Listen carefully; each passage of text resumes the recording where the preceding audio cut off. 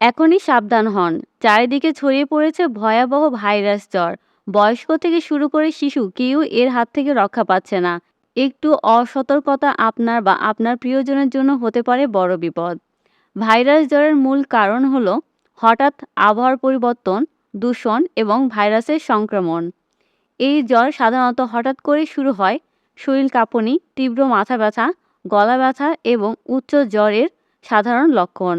এ সময় সবচেয়ে জরুরি হলো সচেতন থাকা। বাইরে থেকে এসে ভালোভাবে হাত ধুয়ে নিন। ভিড় এড়িয়ে চলুন এবং প্রয়োজনে মাস্ক ব্যবহার করুন। অসুস্থ ব্যক্তির কাছ থেকে নিরাপদ দূরত্ব বজায় রাখুন। শিশু ও বয়স্কদের জন্য বিশেষ যত্ন। শিশু ও বয়স্কদের রোগ প্রতিরোধ ক্ষমতা তুলনামূলকভাবে কম, তাই তাদের জন্য বাড়তি যত্ন প্রয়োজন। গরম ও পুষ্টিকর খাবার দিন। পর্যাপ্ত পানি ও তরল খাবার খাওয়ান। ঘরের ভেতরে পরিষ্কার পরিচ্ছন্ন রাখুন এবং বাতাস চলাচল ব্যবস্থা রাখুন। লক্ষণ দেখা দিলেই করণীয়: যদি জ্বর 3 দিনের বেশি থাকে বা শ্বাসকষ্ট, অতিরিক্ত দুর্বলতা দেখা দেয়, তাহলে দেরি না করে দ্রুত ডাক্তারের পরামর্শ নিন।